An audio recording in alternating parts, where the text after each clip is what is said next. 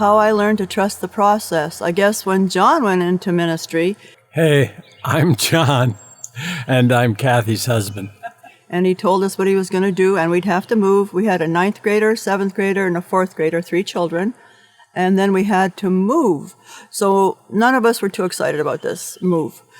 But the kids, their big concern was, are we going to get our own bedroom? Well, I did not know. So we go down to southwest Minnesota into farm country.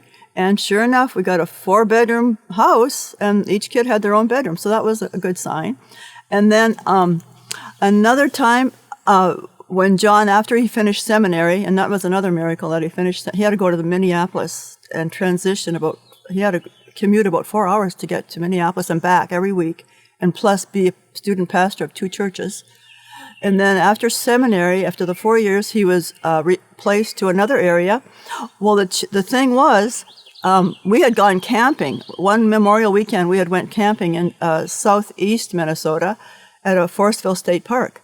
And there was this little town that was near Forestville State Park called Wyckoff. And so we go back home, and then after 4 years, he finds out he's going to move and get another church. And wouldn't you know, it was in Wyckoff, Minnesota, where we had gone camping, because we were in southwest Minnesota, so now we were going to be moving to southeast. And we didn't know Minnesota. We moved here in 81. We didn't know towns or areas in Minnesota. So then, sure enough, we spent 5 years in Wyckoff, Minnesota, south of Rochester.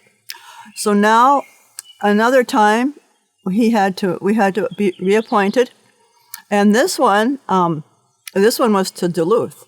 But now we're again back in southwest Minnesota, and my mom died, and she died in Canada on the other side of Sault Ste. Marie, and our daughter has to drive from Bemidji, and we're coming up from the southern part. We picked up our son coming up from the southern part of Minnesota, and our daughter says, well, I know somebody I can leave my car with. Well, she jumps on board with us. And wouldn't you know, it's the parsonage 2 doors from us right now. So we pull up to that house, and it's a 2-story house, and we park in her driveway. Our daughter gets on board, and we go to my mom's funeral in Canada. Wouldn't you know, years later, we find out that we're going to be reappointed to Duluth, and that's the very house that we're going to live in. So God just gave us signs along the way. And then my scripture, I always held on to Romans 8:28. And all things God will work together for good for all those who trust in the Lord. Anything that was rough in life, we go,